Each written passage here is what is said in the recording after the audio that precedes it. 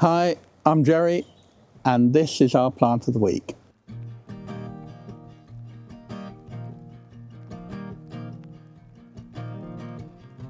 The plant I have here is Wisteria frutescens Amethyst Falls.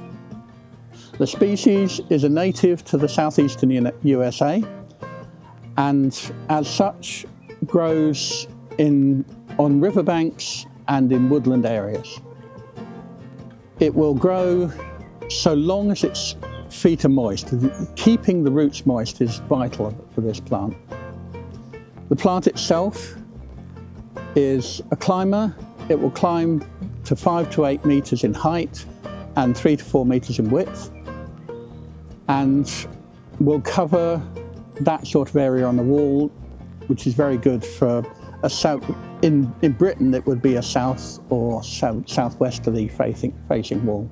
The flowers are a purplish blue with a yellow splodge in. The RHS say spot, but it looks more like a splodge to me. And the length of the racemes of the flowers is between 5 and 15 centimeters.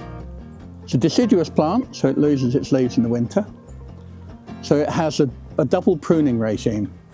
Obviously, when you plant it to the same depth as the compost in the soil, in the pot, and the hole should be twice the size of the pot when you dig it.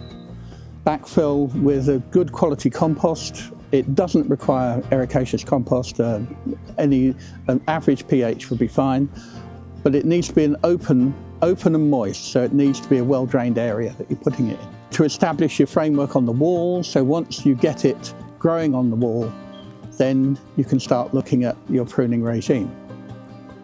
For creating the structure, the best time to do it, once it's established, is January to February. When you're pruning any plant at that time of year, you need to try to avoid frost and moist air, in other words, mist, fog or rain. If you think that either of these things are going to happen and you haven't had an opportunity to create the structure that you need by the end of February, I would suggest pruning it back slightly longer than you want it to be, and just keep an eye on your pruning cuts to ensure that it's not been split by frost and it's not taking in any fungal spores. In the summer, it flowers. It's reputed to flower from June to September. I'm sitting here at the beginning of May and it's in full flower. This is because we've had a hot, dry spring so far. But it's supposed to flower June to September in British conditions. So your summer pruning should be done after the flowering. So you're looking at August to September, depending on the state of the wall and the season, obviously. And as the flowers go over, take away the dead flower heads and the long shoots that the wisteria has a tendency to throw out, just to tidy it back to its structure on the wall. Always save a leading shoot to create the structure in the first place. So if you have a shoot going in the direction you want it to go on the wall, tie it in rather than prune it off.